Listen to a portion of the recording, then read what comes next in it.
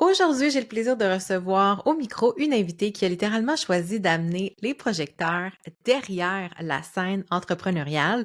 Catherine Robillard, c'est plus de 25 ans d'expérience en gestion, une passion profonde pour les petites entreprises et un rôle unique de bras droit stratégique pour les entrepreneurs déterminés.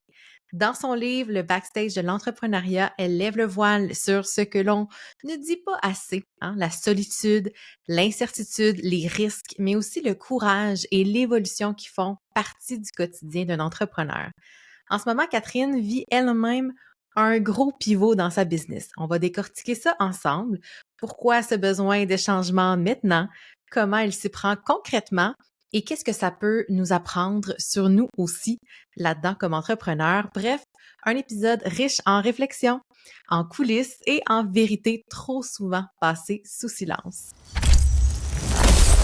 As-tu le feeling que c'est vraiment plus facile pour les autres? L'impression que tu fais déjà tout ce qu'il faut pour réussir? T'es passionné, t'as une mission inspirante, puis de l'ambition qui connaît pas de limite.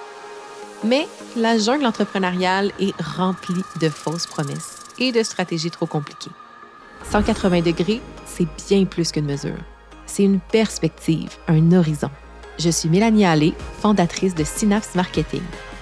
Je t'invite à explorer avec moi une approche unique, celle de prendre de la hauteur pour voir grand, pour voir loin. Parce que voir à 180 degrés, c'est regarder l'ensemble du paysage sans se perdre dans les détails.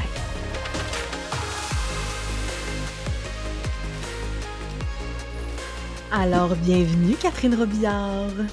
Merci de l'invitation, Mélanie. Je suis vraiment ravie d'être là. Ben, je suis très contente de te recevoir à nouveau. Pour les érudits et les fidèles auditeurs, auditrices, Catherine a déjà fait 2 apparitions sur le podcast dans le passé. Dans la saison 2, tu étais venue justement parler de planification stratégique, hein, un de tes sujets chouchous. Et tu as participé aussi à une des tables rondes que j'ai fait dans le passé là, pour aider les entrepreneurs dans la réflexion de fin d'année, comment envisager la nouvelle année. Fait que c'est très dans ta vibe, hein, comme on dit. Et là, c'est quasiment un épisode de que sont-ils devenus? Tu sais, comme dans les téléréalités 10 ans plus tard. Ça fait pas 10 ans, hein, on se rassure. Mais il s'en est passé beaucoup de choses dans les dernières années depuis que tu es venu ici. Notamment un livre qu'on va en reparler évidemment. Oui. Puis là, ben, comme toute bonne entrepreneur, tu es en train de faire un pivot dans ta business, puis j'ai le goût qu'on plonge là-dedans, puis j'ai le goût de comme tout savoir puis de tout comprendre. Ça te tente-tu? Ah, absolument. Puis je suis vraiment contente d'avoir cette opportunité-là, hein. Moi, je pense qu'on grandit énormément dans l'échange. Puis c'est le genre d'échange aussi qui peut être très instructif, inspirant ou très utile aussi pour les gens qui écoutent parce que ce qu'on va parler aujourd'hui est traversé et vécu par tous les entrepreneurs, en fait. Assurément, assurément. Puis on dirait que j'aimerais ça qu'on parte comme du point de départ, parce que des pivots en entrepreneuriat, on en fait quand même, j'allais dire souvent. En tout cas, j'espère pas trop souvent parce que c'est quand même prenant. Mais ton point de départ à toi, là, qu'est-ce qui a été le signe ou le besoin qui est né de OK, il faut que je change quelque chose, il faut que je flippe un petit peu les affaires dans mon entreprise? Et là là, ça c'est tout un gros sujet. En fait, je pense que ça part toujours du fait que comme humain, on évolue en continu. Et je pense que c'est juste sain de remettre à jour un peu où on en est comme entrepreneur. Et quand on se repositionne comme entrepreneur, ben veut pas, il y a des choses qui changent dans la business. Donc, c'est un peu ce que j'ai vécu. En fait, c'est la somme de, oui, d'un certain développement personnel, certains événements dans la vie personnelle qui fait que, en termes de qualité de vie, en termes de comment je me sens satisfaite de mes accomplissements, en termes de what's next for me, qu'est-ce que j'ai envie d'accomplir. C'est tous ces questionnements-là de fond, à un moment donné, qui font que tu ramènes ça dans l'entreprise, puis là, tu te rends compte que, dans le fond, dans tes modes de fonctionnement, dans tes offres, dans qui est-ce que tu sers, desserts, comment tu es vu et compris des autres, c'est pas tout à fait en 100% aligné avec la personne que tu es devenue dans les derniers mois, dans les dernières années. Donc, ça part de là, ça part vraiment d'une évolution, je te dirais, de l'humain en arrière de l'entrepreneur qui, par la suite, a l'impact sur l'entreprise. Ouais. Puis concrètement, là, tu parles comme entre guillemets d'insatisfaction, je mets des gros guillemets, là, mais ça m'est arrivé à un point. Toi, dans ton cas, c'était quelle portion de ton entreprise qui te rendait comme moins alignée, confortable, heureuse. Ouais. Hem et c'est vraiment fascinant que je te réponde comme ça, mais c'est là où je suis rendue justement à l'assumer. J'ai l'impression que, j'avais un désir d'impact plus grand.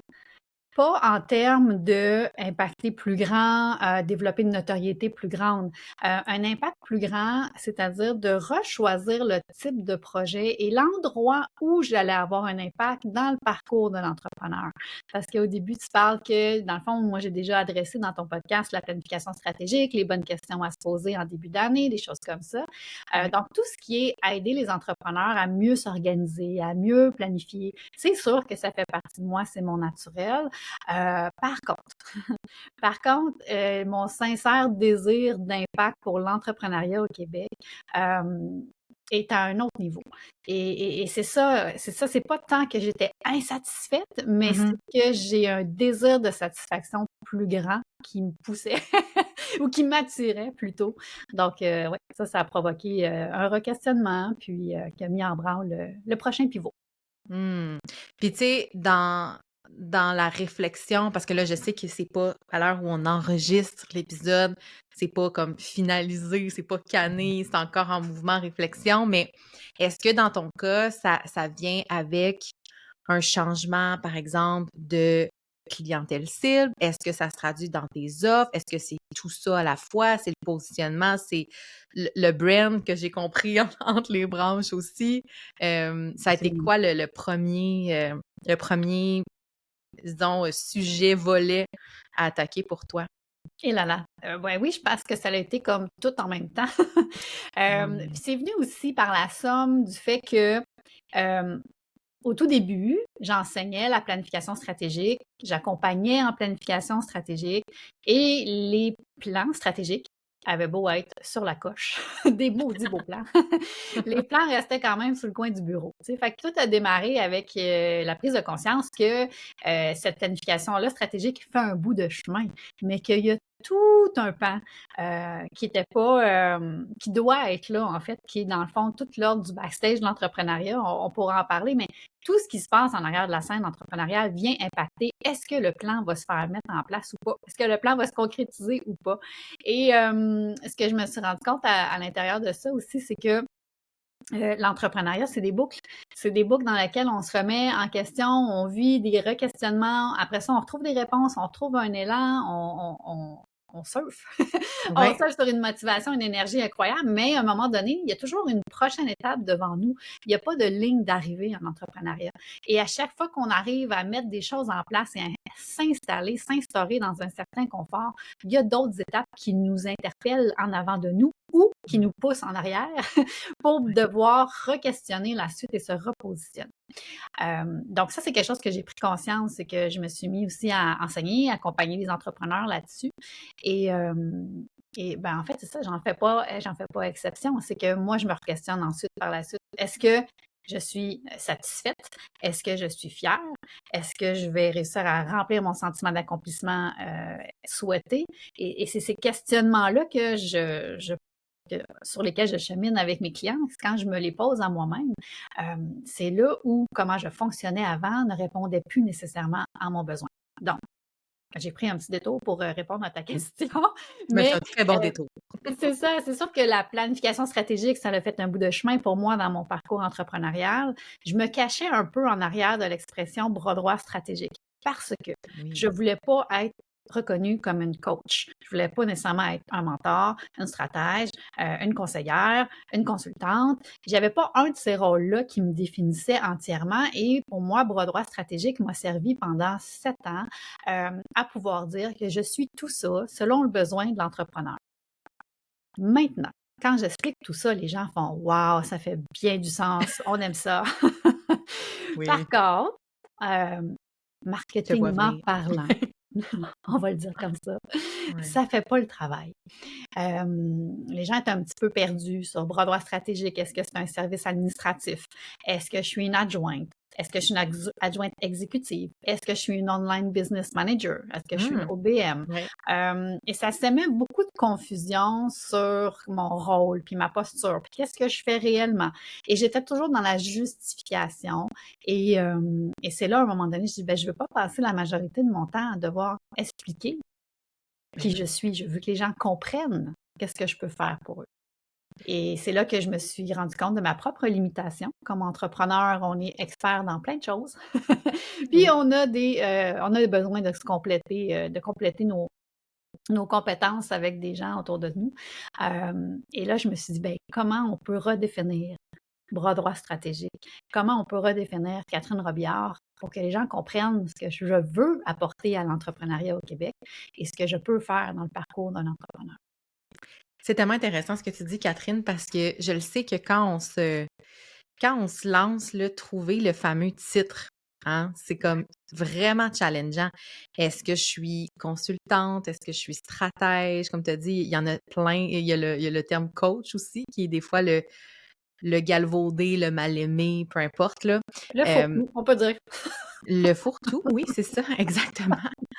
Puis, tu sais, je pense que le fait de pas vouloir se mettre dans une case puis de créer un peu ton brand à toi, je pense que ça l'a servi quelque chose, mais effectivement, les gens, souvent, dans leur cerveau, ils veulent nous mettre dans des cases pour savoir un peu qu'est-ce qu'on fait, comment on peut les aider concrètement, c'est quoi que tu fais. Puis je me faisais la réflexion récemment, tu sais, sur LinkedIn, là, le petit intitulé qu'on se donne, il y a des fois, ça se veut tellement original que je me dis, ben voyons, qu'est-ce qu'il fait? Je le sais pas. Tu sais, des fois, on rejette très rapidement des étiquettes parce qu'on se dit, je veux pas m'enfermer dans une boîte, Mmh. mais on se nuit en quelque sorte parce que les gens veulent pas dans leur cerveau, sont pas capables de traiter l'information de qui fait quoi, qui peut t'aider comment.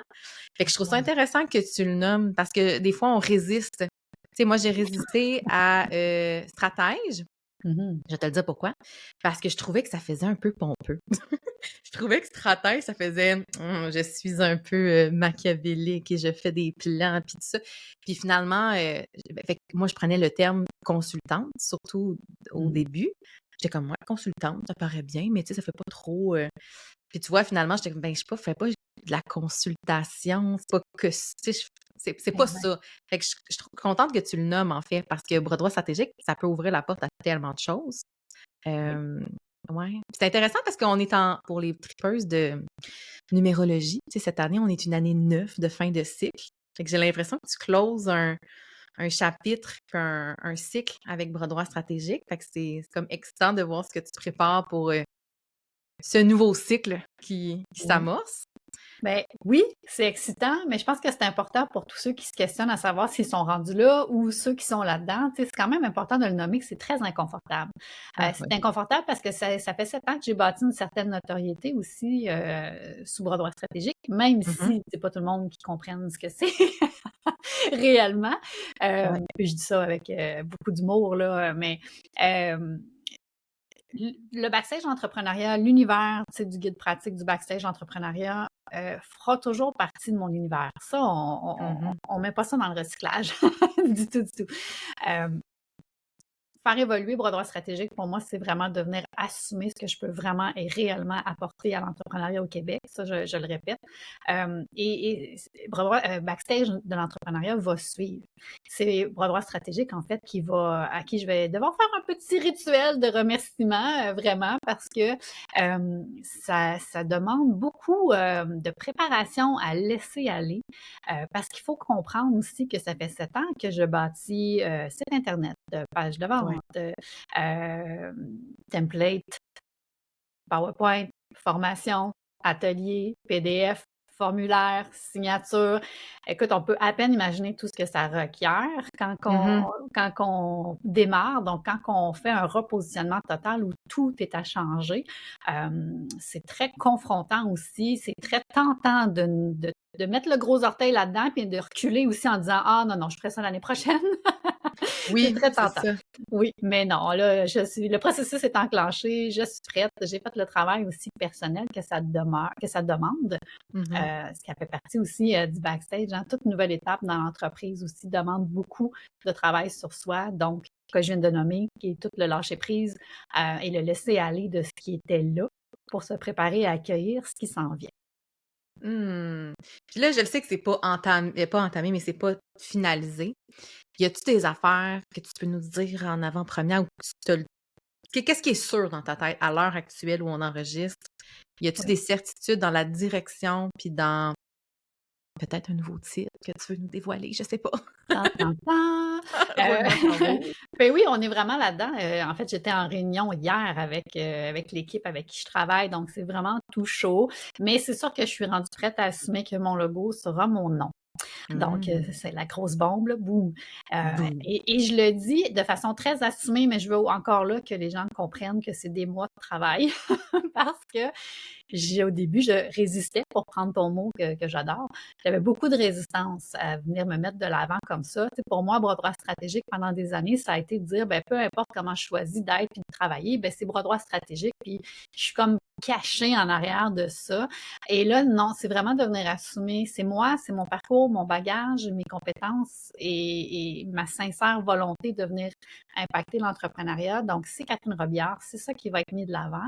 Et pour clarifier, pour que les gens comprennent, on est allé avec un titre clair, stratège entrepreneurial, parce que peu importe mes projets, parce que Dieu sait qu'il y en a, peu importe les projets qui s'en viennent, peu importe les collaborations, peu importe qu'est-ce que je vais, où je vais cheminer comme être humain aussi, je me tromperai pas que je vais toujours travailler en hauteur sur le parcours des entrepreneurs. Donc, je serai toujours au niveau stratégique et aux côtés des entrepreneurs. Donc, ce ne sera pas à redéfinir. Ça Mmh. c'est la certitude que j'ai. Donc, Catherine Robillard, stratège entrepreneuriale. Et le reste sera à découvrir. Oui, mais je trouve que c'est déjà efficace comme Ouais. titre, là. Tu sais, ça dit ce que ça a à dire. On est dans la stratégie, c'est toi, ça f j'approuve. Je sais que tu as pas besoin de validation, mais j'approuve. Je trouve ça Merci. super le fun que tu te mets de l'avant, puis je trouve que la notion que tu amènes de se cacher, derrière, c'est tellement fréquent, en fait, que les entrepreneurs vont choisir un nom d'entreprise, puis des fois, ça nous sert tu sais, dépendamment de qu'est-ce qu'on veut faire. Tu sais, j'avais la réflexion avec une cliente, justement. Tu sais, moi, quand j'ai enregistré mon entreprise, là, au REC, là, au Registraire des entreprises Ouais. du Québec, ben, tu sais, moi, à la base, c'est Synapse Marketing que j'ai Mhm. enregistré, puis ça reste le nom de mon entreprise. Je l'aime encore, je trouve encore qu'il est pertinent. Mais moi, à l'époque, quand je l'ai enregistré, c'était dans un objectif de fonder une agence. Donc, c'était sûr Mm. que c'est pas mon nom. Puis avec le temps, ben, c'est plus devenu Mélanie de Synapse Marketing. Tu sais, j'aime encore avoir ce nom-là pour accompagner un petit peu le brand puis l'univers et tout ça, mais ça reste que je pense que les gens connaissent plus mon nom aujourd'hui. Puis c'est bien correct, Mm. mais ça peut être aussi le réflexe de dire: «Ah, mais non, c'est pas moi exactement, tu sais, seulement c'est mon entreprise, c'est mon brand». Puis effectivement, des fois, ça peut être dur d'assumer parce que la peur de se mettre de l'avant, je sais que c'est pas ton cas, mais c'est très, très présent, beaucoup chez les entrepreneurs. Oui, tu dis que c'est pas mon cas Ah parce ouais? que J'ai parce assumé. qu'à cause de ce que tu vois, mais ça l'a été C'est ça. longtemps, ça l'a Mmh, été très c'est longtemps. ça, Puis il faut ouais. savoir que j'ai eu une autre entreprise, avant d'être stratège entrepreneuriale, avant Bras droit stratégique. J'ai eu une autre entreprise où, ben, c'était un pignon sur rue et j'avais de la promotion à faire et les premières fois où j'ai dû faire une vidéo, j'ai passé une journée complète avec une bonne amie à moi qui était, ben, qui est photographe. Elle m'a dit: «Je vais t'aider à faire tes vidéos». Ça a été une journée complète. J'avais un script que j'avais pratiqué. On a fait des 14, 15, 16 takes, des fois pour des 1 minute. J'étais terrorisée, j'en shakais, j'étais épuisée. Entre chaque take, il fallait que j'aille prendre une marche parce que je me pouvais plus. Ça a été extrêmement difficile. Donc, ce que je fais aujourd'hui qui semble naturel et je dois avouer, oui, est devenu naturel, vient avec beaucoup de sorties de zone de confort, vient avec Mmh. beaucoup de se rappeler pourquoi on le fait, vient avec l'humilité de dire ça sera vraiment pas parfait, surtout les premières fois, c'était très drôle quand je me réécoute. Euh, mais à un moment donné, tu sais, c'est comme n'importe quoi en entrepreneuriat, on peut pas être bon dans tout. L'idée, c'est de faire avancer les choses avec certitude, et de s'entourer des gens qui peuvent nous aider, à parfaire nos connaissances puis nos compétences ou à simplement, oui, déléguer, mais à un moment donné, se présenter, présenter ses services quand on est travailleur autonome, ça part de soi quand même. Donc je pense que c'est quelque chose qui se développe, hem Maintenant, il y en a qui me disent: «Mon Dieu, Catherine, c'est donc bien facile quand tu communiques, on comprend, c'est clair». Puis je suis toujours super surprise des commentaires que les gens me disent parce que ça part vraiment d'une place d'une grande incertitude et c'est venu vraiment à coup de beaucoup de pratique, vraiment. Mmh. Oui, c'est ça, il faut le mentionner parce que effectivement, je pense qu'il y a ben, à part quelqu'un qui a étudié en communication ou qui est très, très, à l'aise, avec les caméras puis avec le fait de se filmer, j'ai rarement connu des entrepreneurs pour qui c'est pas un challenge au départ. Fait que, tu sais, ça, il Mmh. faut qu'on le normalise, là, parce que quand on se compare justement à des gens que ça fait longtemps, comme toi, tu sais, qui font ça, ça peut être un peu, intimidant là, de commencer à faire ça, à faire des vidéos où on se filme. Puis, tu sais, je pense à une cliente quand je dis ça parce qu'on est justement en train de travailler ça. Puis, c'est vraiment pas facile parce que le frein est beaucoup plus intérieur. C'est beaucoup plus dans les peurs que ça éveille, là, tu sais, de qu'est-ce que les gens vont dire, qu'est-ce que les gens vont penser. Surtout si en plus t'es professionnel, ben là, c'est comme, est-ce que c'est assez professionnel? Mais en même temps, tu veux pas sonner comme une lectrice de nouvelles, tu sais, que ce soit pas intéressant. Fait qu'il y a tout un challenge autour de ça, là. Fait que je suis contente Ouais. que tu le nommes. Mmh. Est-ce que ça t'a fait peur de dire: «Je vais changer» en fait, j'ai envie de dire tout dans mon entreprise par rapport, tu sais, parce que là, ce que j'entends dans tes communications, c'est que tes offres de services vont évoluer, la façon que tu vas justement, offrir certaines choses va changer, va pivoter. Est-ce que ça te fait peur de comme peut-être déplaire? Parce qu'il y a souvent ça comme crainte de dire: «Les gens m'ont choisi pour une raison, mais si la raison est plus là, tu sais, qu'est-ce que ça va donner?» Oui, absolument. Oui, ben là, la peur est plus là, là. Elle était là, quand je me posais des questions à savoir si j'allais aller de l'avant. Moi, quand je choisis, j'ai toujours une vision no regret. Fait que quand je prends une décision, j'ai regardé tous les scénarios, puis quand je choisis, c'est une décision finale sans regret. Donc je suis plus là. Mais je peux très bien comprendre pour accompagner aussi beaucoup de clients en transition que c'est la période la plus difficile. C'est la période où on commence à enlever le diachylon, là, puis que ça tire un Mmh. peu, là. Oui. Fait que c'est ça, c'est la période où est-ce qu'on évalue les possibilités et là, on est dans le «Oh mon Dieu, et si?» Bon, c'est là où on prend conscience de tous les acquis qu'on doit laisser aller et qu'on prend conscience aussi de tout ce qui est possible d'arriver une fois le changement effectué. Est-ce que les gens vont aimer ça? Est-ce que les gens vont comprendre? Est-ce que les gens vont suivre? Est-ce que, tu sais, bon, il y a énormément de questionnements. Donc, je te dirais que la peur, elle était là avant de prendre la décision. Une fois que la Mmh. décision est prise, et c'est ça que je veux que les gens retiennent, c'est que le processus décisionnel peut être long et difficile, mais mon Dieu que c'est libérateur. Parce qu'une fois Mmh. qu'on a pris la décision, avec la perspective sans regret, que j'appelle, ben là, c'est toutes les possibilités sont ouvertes. Là, on est en mode page blanche, redéfinition, ce que j'appelle le recalcul en cours aussi, que j'aime Ouais. bien utiliser, hein. Donc, dans le parcours, dans l'itinéraire de l'entrepreneur, il y a des besoins de recalcul en cours pour aller redéfinir où est-ce qu'on est rendu, où est-ce qu'on s'en va, quel est le meilleur chemin à prendre. Donc, dans ce terme-là, maintenant, j'ai plus peur parce que là, je suis plus dans la fébrilité, dans l'excitation de ce qui s'en vient. Euh, dans le... Comment je pourrais dire ça? Je me sens vraiment privilégiée, en fait, d'être rendue à une étape où je peux me permettre de choisir. C'est-à-dire Mmh. qu'au début, j'avais l'impression que fallait que je donne de la formation, fallait que je parle de planification stratégique parce que c'était ma force, puis les gens me connaissaient pour ça. Et là, j'ai l'impression que ça ne veut pas dire que j'en ferai plus, mais c'est plus ça, mon core business, ce que j'ai développé comme passion à accompagner les entrepreneurs dans les 7 dernières années, c'est vraiment de venir définir leur itinéraire, Mmh. clarifier là où ils en sont, clarifier leur destination finale, être à leur côté pendant qu'on met les paramètres de quelle sera la route pour se rendre là où on veut aller. Et c'est moi, de penser que je peux m'offrir, et c'est vraiment comme ça que je le vois, je m'offre une entreprise et un modèle d'affaires qui va me permettre de ne faire que ça. Mmh. Et là, je dis que ça, là, c'est beaucoup de travail. Oui. Mais en quelque part, c'est la crème de la crème, c'est la cerise sur le sundae pour moi, c'est ça. Fait que cette décision-là a fait peur, mais elle est totalement assumée et maintenant je suis vraiment dans la gratitude de me dire: «Wow, je me permets, d'aller vers quelque chose qui me nourrit pleinement et que je sais que les entrepreneurs absolument besoin et que je suis très fière de pouvoir apporter aussi. Je vais pouvoir l'apporter à une plus grande échelle aussi maintenant que je me concentre sur quelque chose d'un peu plus précis. Je vais Mhm. pouvoir peaufiner un petit peu plus la gradation de mes services, répondre plus aux besoins, sans m'éparpiller dans des détails. Et je dis pas que je me cachais en arrière, et je me dis pas que c'était pas nécessaire, mais je perdais beaucoup de mon temps, mon énergie, je diluais beaucoup mon message en faisant beaucoup plus que du parcours et de l'itinéraire entrepreneurial.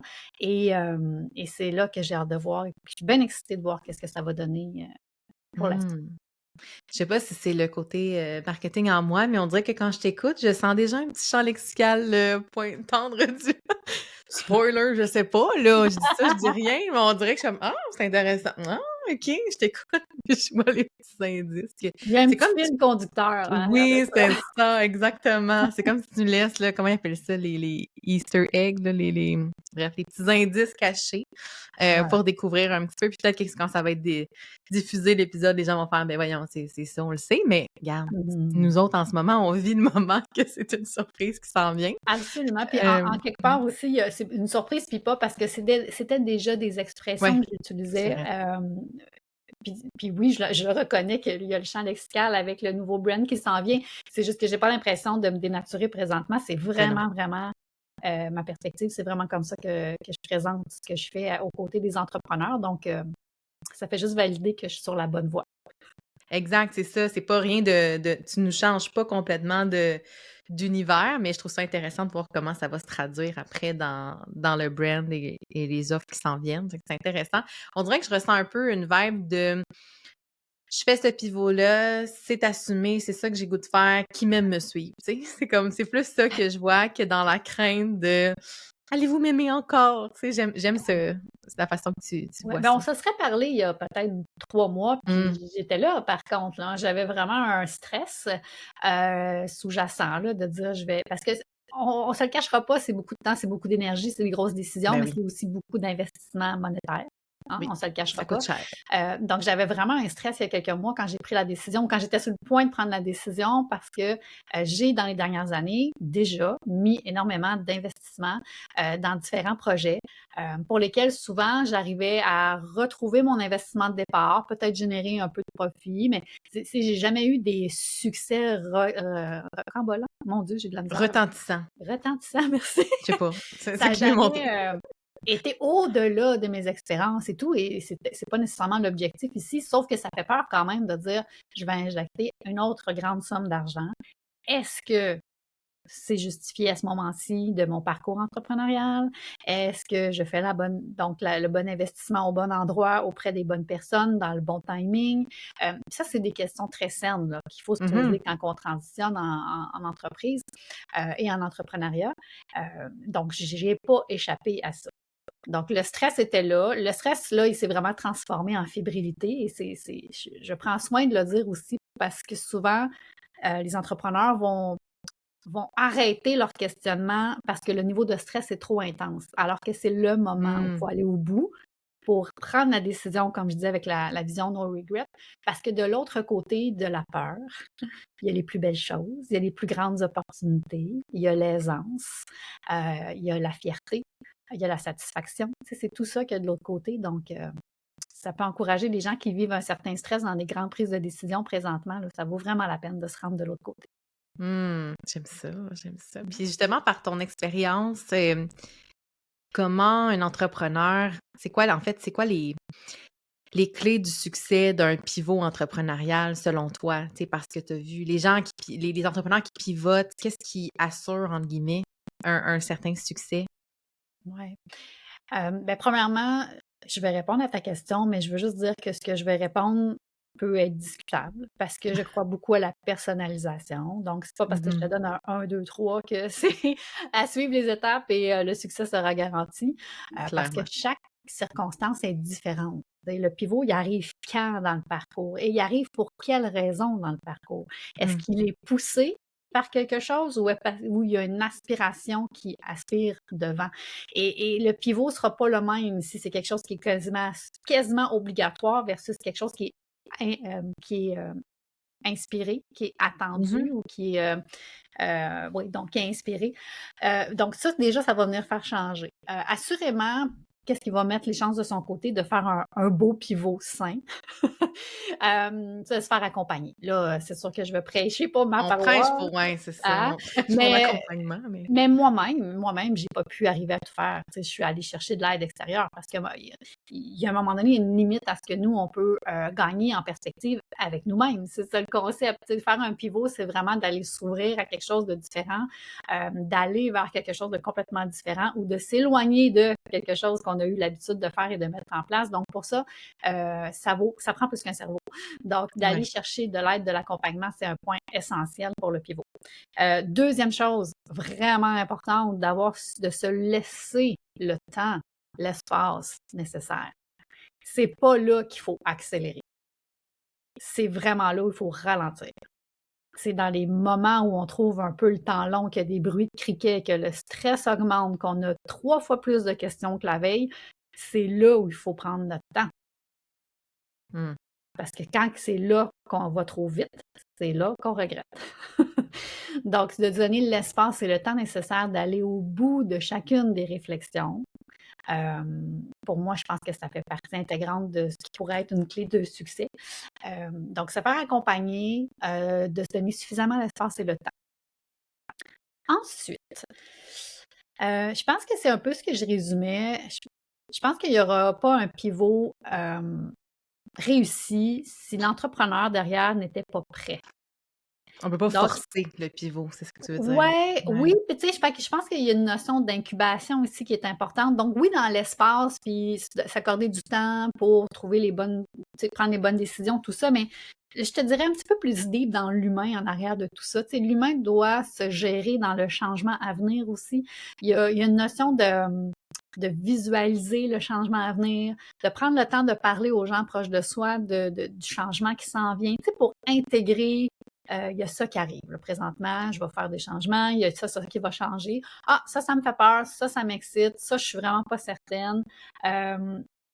Cette période, moi, j'appelle ça la période d'incubation, là, de dire, j'ai pris mes décisions, il y a ça qui s'en vient, ça se dépose en dedans de moi. C'est vraiment du développement personnel, c'est vraiment à l'intérieur de soi, mais je pense que c'est garant parce que quelqu'un qui pousse rapidement un pivot qui n'a pas été intégré, il peut Hmm. avoir facilement des réflexes de revenir, tu sais, de garder des morceaux peut-être de l'avant-pivot. Donc, pour vraiment faire un Ouais. pivot complet, je pense qu'il faut s'accorder du temps comme humain, en plus du temps comme entrepreneur. Ben oui, parce qu'on parlait tantôt des résistances, fait que des fois, il y a certains volets qu'on veut peut-être être tenté de dire: «Oui, mais ça, c'est pas grave, on peut le ramener avec nous», puis des fois, c'est peut-être pas, ce qui est souhaitable pour, tu sais, pleinement, entrer dans cette nouvelle ère-là. C'est intéressant, ouais.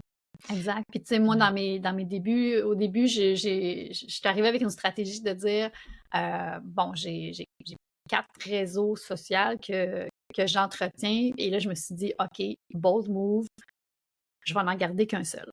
Et on va diriger tout sur un seul réseau social et les autres seront mis en veilleuse.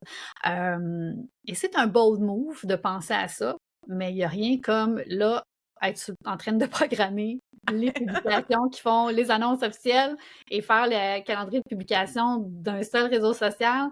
Et là, de se dire, et je me suis pognée là, dans les dernières semaines, là, je me suis pognée parce que j'ai fait, ah ben ça, on pourrait le partager sur tel autre réseau social. Puis là, hein, d'avoir des gens proches de soi pour nous rappeler nos décisions. Ouais, mais là, on avait dit qu'on faisait ça. Ah oui, c'est vrai. Mais, Ouais, mais c'est vrai, mais ça fait partie de la gestion du changement. Ça fait partie de quand j'ai pris ma décision, j'avais comme l'adrénaline de dire c'est bon, j'assume ma décision, mais il y a des résidus, il y a des réflexes, il y a des choses qui reviennent un petit peu en dessous. Donc, c'est ça que je veux dire par période d'incubation pour intégrer les grandes décisions qu'on a prises. ouais. Mmh. Ouais. Puis tu vois, moi, de ma perspective, je pense qu'un pivot peut pas se faire, non, pas de souci. Couper au montage ou Blooper, pas. oui, c'est ça. À suivre. Mais, de ma perspective, en fait, je pense qu'un pivot peut pas se réussir sans, compréhension de son marché. Tu sais, dans le sens, qu'est-ce que les clients que tu veux rejoindre ont besoin? Puis, ça me fait, écoute, j'ai une super transition avec le deuxième sujet que je veux t'amener. C'est que, en termes de connaissance de ta clientèle cible, j'ai l'impression que le meilleur témoignage d'amour que tu as pas pu faire à ces gens-là, c'est ton livre. Là, ceux qui sont à l'audio, ben, ils savent, je le montre, je vous le présente, qui est le livre Le Backstage de l'entrepreneuriat que tu as lancé l'année dernière. J'ai eu la chance d'être présente à ton lancement, ta belle soirée, c'est super le fun. Ça, pour moi, c'est vraiment j'ai envie de dire comme un témoignage de ton amour des entrepreneurs, puis de à quel point tu veux les outiller, puis à quel point tu veux qu'ils prennent le temps justement de se plonger dans les profondeurs de leur écosystème et de toutes les fondations de l'entreprise, de l'entrepreneuriat. Ce livre-là, en fait, qu'est-ce qui t'a poussé? Parce que là, je dis un livre, mais je sais que toi, tu l'appelles plus comme un guide, hein? C'est plus la façon. Il n'est pas écrit comme un roman, là, rassurez-vous. Exact. C'est venu de quel besoin ou quelle idée? Comment c'est arrivé dans ton Ah parcours? oui, ben ça vaut la peine de le raconter parce qu'après ça, c'est super transférable dans la vie de tous les entrepreneurs, OK? Fait que, moi, j'ai jamais voulu écrire de livre. Fait que ça, c'est vraiment très Mmh, drôle, là. C'est vraiment un oui. accident, puis je vous le raconte dans pas long. Il faut savoir qu'effectivement, c'est pas écrit comme un livre, là, pour moi, là, c'est vraiment un guide pratique. Donc les entrepreneurs, là, ça a été fait pour, des entrepreneurs qui n'ont pas le temps de lire, premièrement. Mmh, oui, Donc l'idée, dont je c'est fais vraiment partie. d'aller puiser dans la table des matières, qu'est-ce qui vous interpelle dans ce qui est là et allez lire cette section-là uniquement. Puis vous allez retrouver votre compte parce que ça a été fait avec une structure qui permet à l'entrepreneur de se plonger en 3-4 pages maximum sur le sujet choisi et d'aller chercher spécifiquement des réponses ou des bonnes questions à se poser ou des références sur comment passer à l'action sur le besoin qui a été nommé. Donc, ça, c'est pour ça que j'appelle ça le guide pratique. Puis ce que j'ai dit aux entrepreneurs, c'est de ne pas le lire, mais de le consulter. Fait que c'est Mmh. pour ça que j'insiste sur ce fait-là. Alors, ben merci d'appeler ça comme ça, témoignage de l'amour que je porte pour les entrepreneurs. J'aime beaucoup ça parce qu'effectivement, il y a eu beaucoup d'amour là-dedans. Il y a eu 2 ans de ma vie qui, comme je dis, n'étaient pas prévus. Donc, ça a été 2 ans dédiés soir, week-end, férié. Moi, je suis en garde partagée. Donc, la semaine où j'étais pas avec mes enfants, c'était le livre. J'étais en garde de mon livre. Ouais. Et j'ai tenu mon bout aussi jusqu'à la fin, malgré l'arrivée de l'intelligence artificielle. Je n'ai pas utilisé l'intelligence artificielle pour terminer mon projet. Bon, ça, c'est un autre sujet, là. Avoir écrit un deuxième livre, probablement que j'utiliserais beaucoup plus pour être efficace, Non, mais mais tu as cela le droit de dit, le dire parce que, ouais. tu sais, ceux qui ont eu un diplôme universitaire avant ChatGPT, je pense qu'on mériterait une médaille supplémentaire ou une mention particulière sur le diplôme. Je dis ça, je dis rien. Fin de la parenthèse. Fait qu'on pourrait partir un hashtag sans Sans l'intelligence IA, artificielle. ouais. Livre certifié sans intelligence artificielle. Ouais, ça Mhm. pourrait être bien. Mais je pense que je fais partie ouais, c'est ça, des dernières qui ont auto-publié quelque chose sans l'aide de l'intelligence artificielle. Cela dit, il faut que je raconte comment c'est arrivé tout ça. Oui. Donc, moi, je suis quelqu'un qui assume de plus en plus qu'il y a de l'ambition, puis qu'il y a beaucoup de projets. J'aime faire des collaborations, vraiment. J'aime rencontrer des gens en personne. J'aime faire des ateliers, des workshops. De plus en plus, les conférences aussi prennent de la place. Puis j'étais dans un mastermind, en fait. J'étais mentor dans un groupe. Puis là, on était réunis. Puis les participants nommaient leurs projets. Qu'est-ce qui s'en vient pour eux? Fait que là, la première personne, elle parle de moi, c'est mon livre. Là. J'ai assez hâte de sortir mon livre, de publier mon livre. Le deuxième parle de ses projets. Puis, ah oui, moi aussi, je veux écrire un livre. La troisième personne parle aussi de son livre. Puis là, les gens sont puis toi, Catherine, puis là, ben, moi, je trouvais ça bien drôle parce que tout le monde venait de parler de leur livre. Alors, je leur ai dit, ah ben moi, j'ai pas de projet de livre, mais... Puis là, je m'en allais leur donner mes projets. Et là, il y a quelqu'un qui a coupé la parole et qui a dit, oui, mais Catherine, si tu avais à le faire, tu le ferais comment? Donc, si j'avais à écrire un livre, je le ferais comment? Et là, ben, moi, j'avais d'autres choses à raconter, là. J'avais mes autres projets, fait que c'est sorti tout seul. Ah, ben là, ben, si j'avais à écrire un livre, ce serait pas un livre, là. Premièrement, ce serait un guide pratique, ce serait pour les entrepreneurs. Il y aurait des sections super claires, puis résumés condensés sur les besoins fréquents de l'entrepreneuriat. C'est sûr que je les amènerais à se poser les bonnes questions. C'est sûr que je les guiderais avec des outils gratuits vers des actions concrètes à poser pour rester en mouvement et perdurer en affaires. Ça parlerait probablement de telle affaire, parce que j'en entends toujours parler. Puis après ça serait... Et là, C'est j'ai quand parlé même pendant clair, hein? 5 minutes. Et là, j'ai fait oh, j'étais en train d'écrire un livre. Alors, c'est arrivé par accident, comme ça, dans un mastermind. Et là, j'aurais tellement de choses à dire par rapport à ça, s'il vous plaît.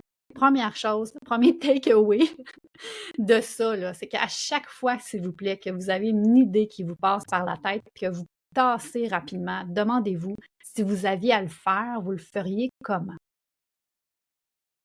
Parce que s'il y a de la magie en arrière de ça, là. Parce que Mmh. souvent, on le sait par où on voudrait passer. Tu sais, quelqu'un qui dit: «Ah, peut-être un jour je ferai un podcast, mais ta ta ta ta ta ta». Attends une minute, si tu avais à le faire ton podcast maintenant, là, si tu avais tout le temps et le budget du monde, tu le ferais comment? Tu sais, c'est important de prendre le temps de se poser ces questions-là parce qu'il y a vraiment de la richesse. La preuve, c'est qu'il y a un livre de 344 pages qui est né de cette question-là. Fait que C'est pas peu dire. ça, c'est le premier takeaway. Puis le deuxième, l'importance d'être entouré d'un écosystème entrepreneurial, s'il vous plaît. Même moi, j'étais là, je veux dire, j'étais payée pour être là en tant que mentor, mais j'en ai ressorti gagnante pour moi-même. Mais je veux dire, ça vaut vraiment la peine de s'entourer d'entrepreneurs qui comprennent nos contextes d'affaires, qui sont capables de comprendre la charge, le poids, la responsabilité, les incertitudes, tout ce qu'on vit au quotidien. Il n'y a pas, il y a rien qui accote pouvoir venir ventiler, échanger, valider des choses avec des entrepreneurs. Il n'y a rien qui amène autant d'énergie et de motivation. Parce que quand on ventile ou qu'on veut valider des choses avec des gens qui ne sont pas en entrepreneuriat, on reçoit un miroir complètement différent Mmh. qui est majoritairement pas la meilleure chose à recevoir. On va dire ça de même. Non, effectivement. Ouais, Effectivement. Mais tu sais, quand on parle de backstage, parce que ouais.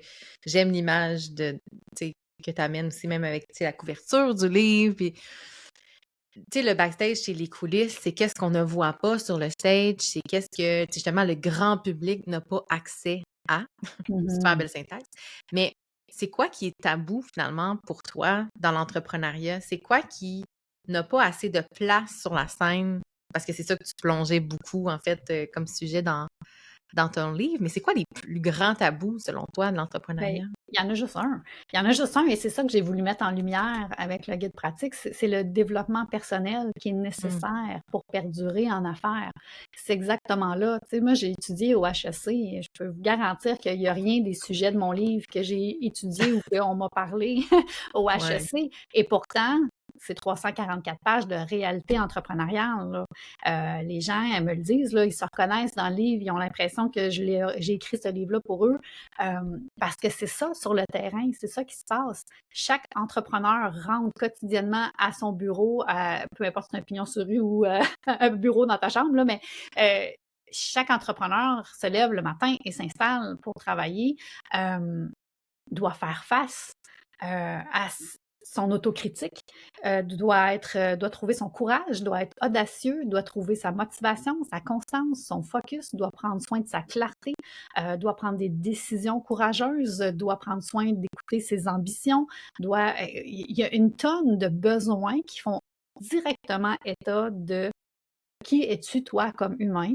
Est-ce que tu as suffisamment regardé à l'intérieur de toi comment tu fonctionnes? De quoi tu as envie? Comment tu fais face à la peur, à la crainte, à l'incertitude, au stress? Tout ça est requis par l'entrepreneuriat. Puis là, je viens de nommer juste à peine la moitié de ce qui est couvert dans le livre parce que c'est large et c'est vaste. Donc, pour moi, c'est ça qui je ne sais pas tant si c'est tabou ou je pense qu'on commence à faire de la place pour le développement personnel de plus en plus dans la vie en général. Ouais. Donc, Ouais, je ouais. pense que c'est une question de temps là, avant qu'on enseigne le développement personnel pour mieux préparer les entrepreneurs et aussi dans les formations continues pour les entrepreneurs d'expérience. Euh, il y a énormément de co-développement qui est nécessaire pour aider les dirigeants à passer à d'autres étapes aussi dans leur entreprise. Ouais. Mais tu sais, dirais-tu que le fait de voir que, tu sais, tout le monde passe par les mêmes étapes, les mêmes questionnements, tu sais, que certains entrepreneurs sont beaucoup plus transparents aujourd'hui, tu sais, ne serait-ce qu'avec l'ascension des podcasts, tu sais, c'est là, on a vu des tribunes pour certains entrepreneurs pour venir dévoiler, tu sais, je pense par exemple à le podcast avec Judith Fetzer là, de Cookit. Ouais, ouais. Tu sais, de venir un peu se mettre à nu, si on veut, sur la réalité.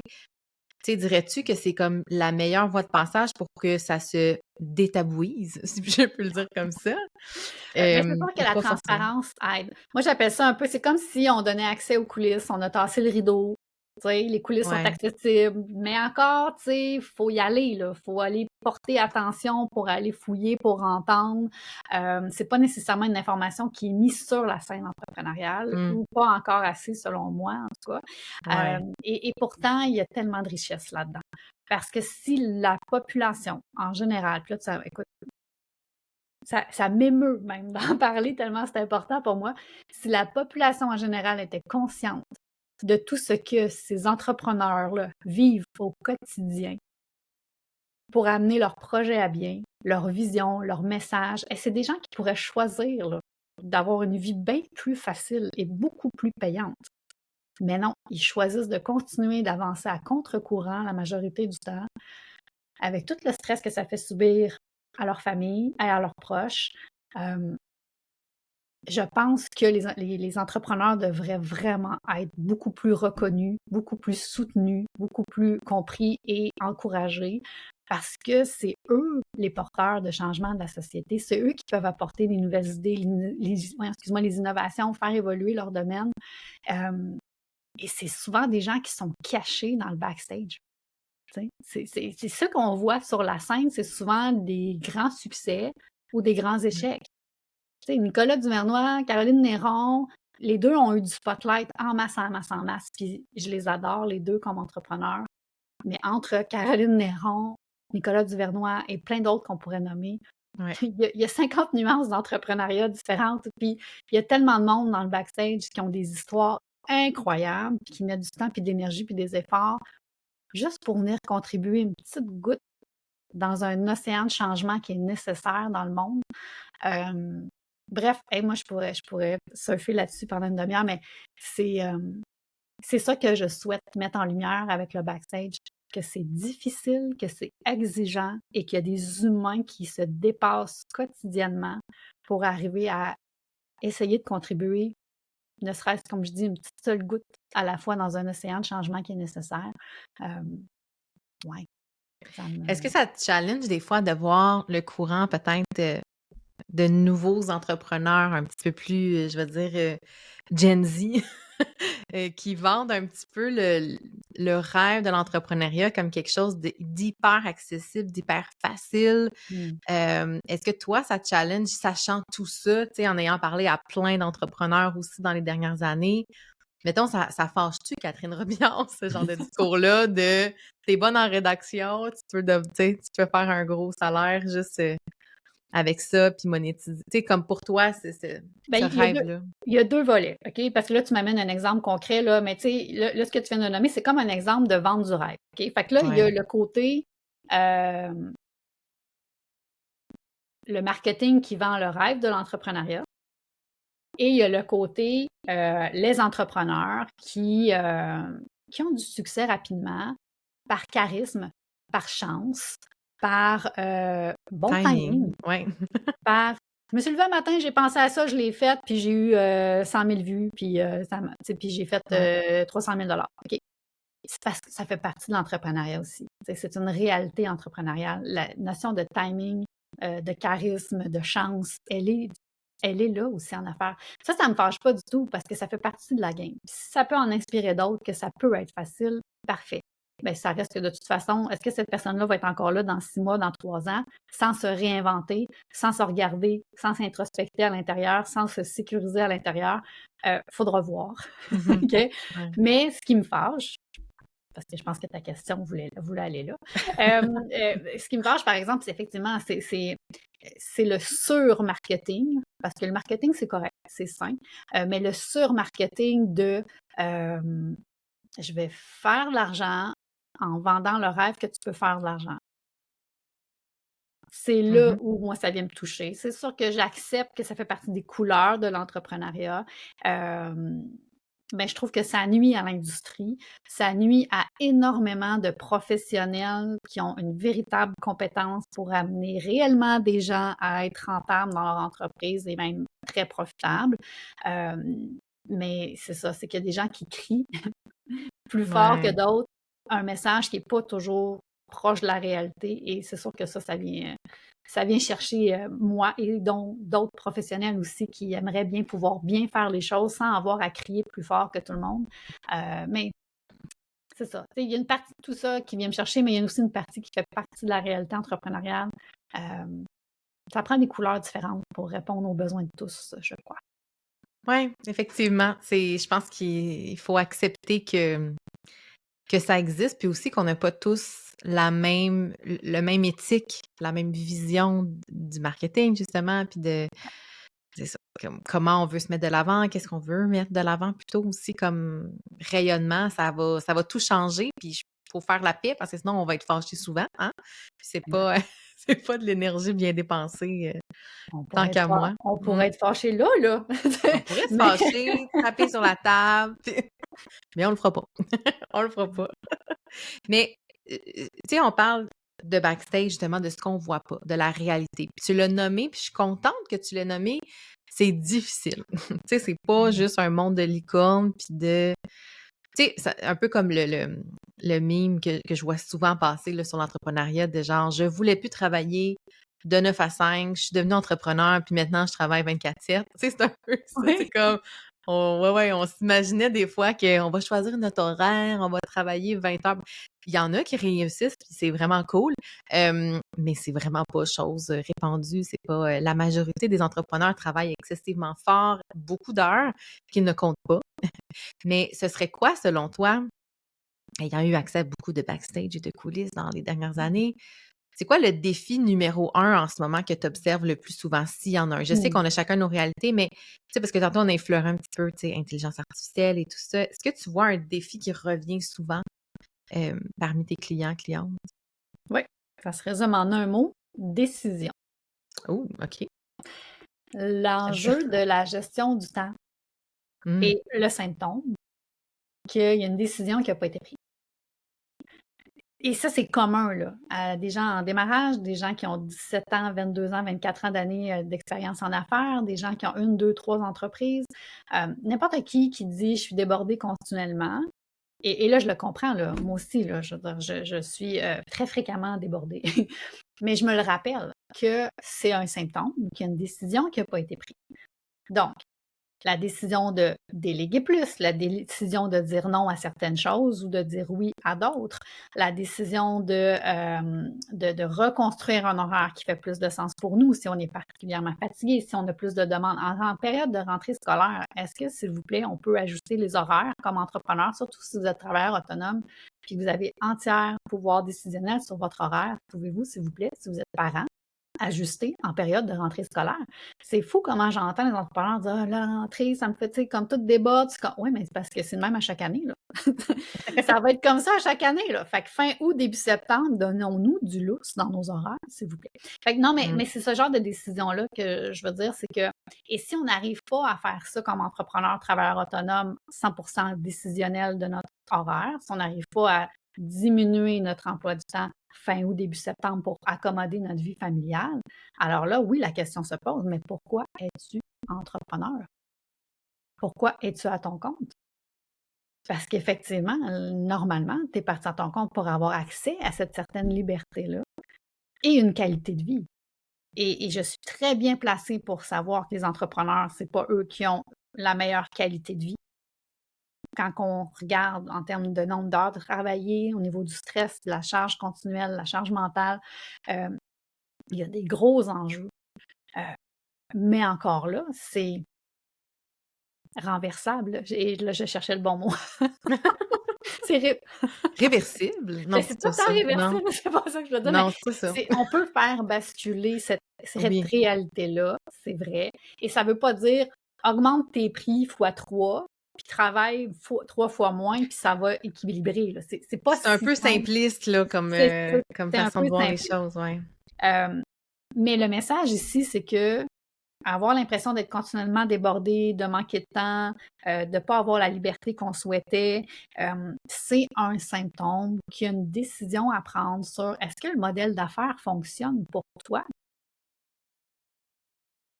J'ai le goût d'arrêter là. Ben Je oui. peux nommer plein de choses, mais à la base, c'est ça. Puis dans le est-ce que ce modèle d'affaires-là fonctionne pour toi? Après ça, il y a plein d'autres sous-questions, mais je pense que c'est ça à la base. Mais on ne prend pas le temps de réfléchir et de se poser cette question-là parce qu'on est en mode urgence et on est en mode réactif.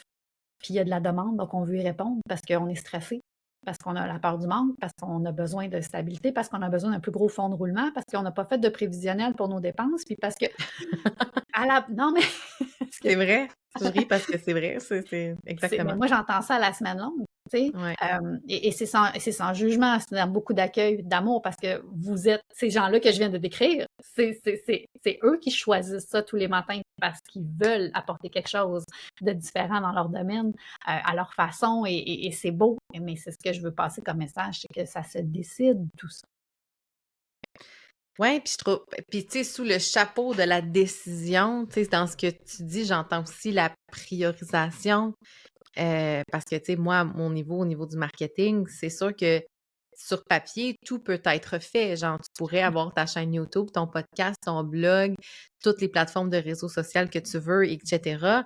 Tout est possible, mais est-ce que tout doit être prioritaire? Est-ce que, justement, tout doit être fait? À moins d'avoir une équipe là, de 40 employés, tu sais, je vois pas là, humainement comment tu peux faire pour, pour intégrer tout ça avec la notion de prioriser. Puis moi, ce que je trouve terriblement difficile dans le fait de prioriser, c'est de mettre de côté des choses qui me mettent en joie, des projets qui me tentent, mais que, je trouve ça déchirant parce que moi, j'ai facilement le FOMO dans la vie, là, tu sais, comme j'ai aussi le JOMO, cela dit, là, qui est la joy of missing out, donc la joie de manquer des opportunités. Des fois, c'est comme, hey, j'ai du temps de lousse, ça fait du bien, c'est le fun, mais j'ai plus souvent qu'autrement ça me tentait de faire ça, tu sais, j'aurais le goût, mais là, je peux pas, j'ai pas le temps, faut que je priorise. Ça, je trouve ça très difficile, puis je sais Ouais. qu'on est plusieurs à le vivre, là. Mais ma Je sais petite pas toi, phrase, mais fétiche dans ce temps-là, c'est: «Choisir, ça n'est pas renoncer». oui, Donc, si tu choisis quelque chose au détriment de quelque chose qui te tente, ça ne veut pas dire que tu y renonces, c'est simplement que tu le places plus loin dans l'échéance. c'est vrai. Et ça fait une différence parce qu'il y a un projet qui te tient vraiment à cœur. Et là, ça déborde, puis il y a un projet qui te tient vraiment à cœur, mais c'est ça qu'il faut que tu fasses. Mais ici, ça te tente vraiment, vraiment beaucoup. Il y en a beaucoup qui vont dire: «Ah, mais c'est ça que je dois faire». Et là, ici, ça va se mettre à crier et ça va te mettre en mode urgence. Et là, ça va faire que ici, ça ne sera pas à la hauteur de ce que tu veux parce que ici, ça criait trop fort. Donc, tout ça, mais là, je viens de penser qu'il y a des gens en audio, là, je fais des beaux petits signes avec mes mains. Oui, Mais tout ça très pour dire visuel. que euh, de venir mettre nos gros projets dans le temps, dans une échéance qui fait du sens, avec un rythme qui va respecter le style de vie qu'on veut. OK? C'est pas naturel pour tout le monde, mais ça se fait. Ça se fait. Moi, c'est comme ça que j'accompagne mes clients à dire où est-ce que tu veux t'en aller, c'est quoi les grandes étapes, c'est quoi les grands projets, c'est quoi les nouvelles opportunités qui viennent de se présenter à toi parce que ça change et ça évolue continuellement et c'est tout à fait normal et c'est tout à fait sain. Maintenant, régulièrement, on doit venir repositionner ça dans le temps. Donc, si on fait ça ici maintenant, dans 3 mois, ce sera quel projet? Est-ce que dans 3 mois, on va avoir de l'espace pour en rajouter un autre ou pas? Est-ce que ça s'en va dans 6 mois? Et ça doit être évalué régulièrement. Et quand on sait que les projets qui nous tiennent à cœur sont placés dans notre ligne de temps, c'est beaucoup plus facile de faire ce qu'on nous tente peut-être un peu moins de faire maintenant parce qu'on sait que dans 3 mois, ça va vite 3 mois, mais dans 3 mois, je vais pouvoir me consacrer à celui qui me tente vraiment. J'adore que tu aies parlé de ligne du temps parce que Ouais, mes clientes, j'ai gosse, je pense, avec ça tout le temps, mais parce que moi, je vois le temps de manière linéaire, comme une ligne du temps. Fait que ouais. souvent, tu sais, je leur propose dans l'exercice tu sais, de planif, soit le modèle ligne du temps, qui, moi, me parle beaucoup parce que je vois ça très linéaire, ou sinon par des blocs, tu sais, pour passer d'un mois à l'autre. Mais j'aime bien, en fait, voir que, comme tu dis, si quelque chose se déplace, mais il est encore sur la ligne du temps. C'est juste que le temps, c'est élastique. C'est une notion, tu sais, qui est relative à tous. Fait que, effectivement, des fois, ça peut te mettre en paix avec le fait de dire non à une opportunité ou de remettre à plus tard un projet. Mais, tu sais, pour les entrepreneurs très enthousiastes, là, dont je pense en faire partie, des fois, c'est ça. C'est des petits déchirements, mais je pense que tu as raison que c'est probablement la meilleure chose à faire pour pas vivre d'amertume, de voyons pourquoi je me sens donc bien épuisée. Tu sais, moi, je l'ai vécu au mois de mars, avril 2025 cette année. Mmh. Je fais, voyons, je suis tombée dans le jus. Tu sais, je regardais la to-do, l'horaire, je fais, mais qui a accepté? Qu'est-ce qui se passe, là? Qu'est-ce qui s'est passé? Il y a mis ça dans mon horaire. Comment ça se fait que je suis donc bien épuisée dans le jus? C'est comme si je l'ai pas vu venir, comme si c'était une surprise, là. Mais c'est ça. Fait que maintenant, j'y pense à 2 fois avant de placer les choses à l'horaire, là. Fait que t'as raison, je pense que c'est le symptôme étant on est brûlé, on est fatigué, on travaille beaucoup plus que ce qu'on aimerait, mais la réelle cause, j'aime ça, décision, prendre des décisions. C'est tellement. beau. Wow! Je trouve que ça finit super bien notre discussion parce que je pense que si les gens veulent en savoir plus puis goûter un petit peu plus à cet univers-là, ben je remonte à nouveau ton livre, Le backstage de l'entrepreneuriat. Je vais mettre le lien dans les notes de l'épisode. Et là, tantôt, tu m'as teasé un petit peu en me disant je rapatrie mon contenu sur une seule plateforme de réseau social. Donc, j'ai envie de te dire, ben, où allons-nous te rejoindre, Catherine? Sur Ah! lequel? Alors, vous allez pouvoir rejoindre Catherine Robillard, stratège entrepreneuriale sur LinkedIn. Ah! OK, good. Sur LinkedIn. Très Oui, intéressant. oui. C'est sûr que pour l'instant, le backstage.ca demeure. Donc, ça, c'est vraiment la page reliée au livre. Il y a certains services, il y a des outils gratuits, il y a différentes Oui. choses qui vont rester dans l'univers du backstage. Et tout l'univers de Catherine Robillard, stratège entrepreneuriale, sera dévoilé et déployé à partir de LinkedIn principalement. Ouh! Fait que là, dans le fond, parce que moi, je sais que tu as un groupe Facebook, tu es quand même très actif Facebook. Fait que tout ça, là, ça se termine bientôt, genre, si on veut. Il n'y a pas de fin. Je te dirais qu'il y a une certaine. Ça va être mise en veilleuse OK. pour alléger le temps de la transition. Parce que je suis quand même une humaine, comme tous. Et qui dit transition et nouveau branding dit nouveau site Internet, nouveaux outils gratuits, nouveaux templates administratifs, nouvelle offre, nouvelle page de vente, nouveaux Ça prend liens du jus faire tout ça, de hein? paiement, etc. Donc, je vais m'accorder, hein, voilà, pour que ce soit sain dans mon horaire. Je choisis et je décide de diminuer un peu mes activités promotionnelles, le temps de me finir de tout mettre ça en place. J'ai des beaux projets aussi dans les mois à venir avec des partenaires externes vraiment qui nous sont arrivés là, sur un plateau d'argent. Donc, ça va me faire un plaisir fou d'aller explorer des nouvelles avenues aussi avec des partenaires. Et voilà. Et graduellement, le nouveau brand va se mettre en place. Il y a différentes annonces, différentes choses qui vont venir. Puis, tout ça est très excitant, mais je pense que ça vient aussi avec l'expérience et la perspective du temps qui passe. Ça fait 7 ans que je suis à mon compte et je me rends compte des fois qu'on sent souvent une pression de mettre des choses en place rapidement. Oui. Et mon Dieu, pourtant, quand on sait qu'on a la conviction qu'on va perdurer en affaires, qu'on est au bon endroit, qu'on sait qu'on veut juste continuer de cheminer, il y a beaucoup moins de pression à ce moment-là de livrer rapidement. J'ai des beaux projets qui s'en viennent. J'ai peut-être même un autre livre en tête, peut-être 2 même. Mon Dieu. Il y a un podcast Une grande aussi. autrice. J'ai beaucoup, beaucoup, beaucoup de projets, mais il n'y a rien qui m'oblige à mettre tout ça en branle maintenant. J'ai tout le temps devant moi parce que je suis choyée au quotidien, je suis dans ma passion, je suis aux côtés des entrepreneurs. Donc, j'y reste, j'y suis, je mets mes choses en place graduellement. Puis, c'est ce qui me permet d'être dans ma conviction puis d'aider au maximum les entrepreneurs. C'est choisir ce que j'appelle la long run, hein, plutôt Ouais. que les petits quickies, là, les actions qui sont ultra rapides, mais qui sont faites plus dans l'énervement de vite, vite, vite, faut le faire. Mais tu as tellement raison. Je pense que plus on va apprendre à intégrer puis à pas faire les choses dans l'énergie de peur que ça se fasse pas assez vite, puis que je pense que c'est là qu'on bâtit des choses qui sont beaucoup plus solides. Fait que t'en es l'exemple parfait. Puis honnêtement, j'ai très hâte de voir tout ça. Puis j'espère que les gens, je sais pas encore la date de diffusion de cet épisode, donc je peux pas vous dire, mais tu sais, allez zioter, allez, allez suivre ça et allez suivre en fait Catherine sur LinkedIn. Procurez-vous si c'est pas déjà fait le livre. Je pense que c'est un essentiel. Je l'aime beaucoup. Puis merci Catherine d'être venue me jaser. C'était le Ah, fun. ben merci à toi, Mélanie. C'est toujours un bonheur. C'est de la vérité pure, c'est de l'authenticité, c'est de la passion. Je pense qu'on est très connectés aussi à avoir un impact sincère dans la vie des entrepreneurs. Fait que c'est toujours du bonheur de partager avec toi.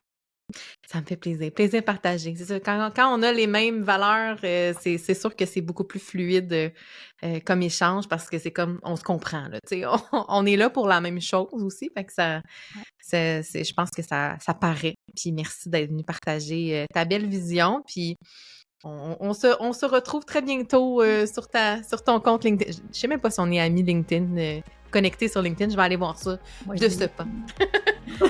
Un gros merci, Merci Catherine. encore. Salut. Bye bye, à bientôt. Wow! Merci d'avoir passé ce moment avec mon podcast dans tes oreilles. Ça me touche énormément. J'espère que les idées partagées dans l'épisode t'ont inspiré, t'apporteront une nouvelle perspective et te motiveront à te mettre en action. Si tu y as trouvé de la valeur, je t'invite à le partager. Fais découvrir cet épisode à d'autres entrepreneurs passionnés. Et si tu veux encourager davantage le podcast, je serais hyper reconnaissante si tu pouvais laisser une note ainsi qu'un avis sur la plateforme d'écoute de ton choix. Parce que oui, ça fait une énorme différence pour m'aider à faire connaître 180 degrés à encore plus d'entrepreneurs fantastiques comme toi. À très bientôt pour un autre épisode et d'ici là, n'oublie pas que ta mission fait toute la différence.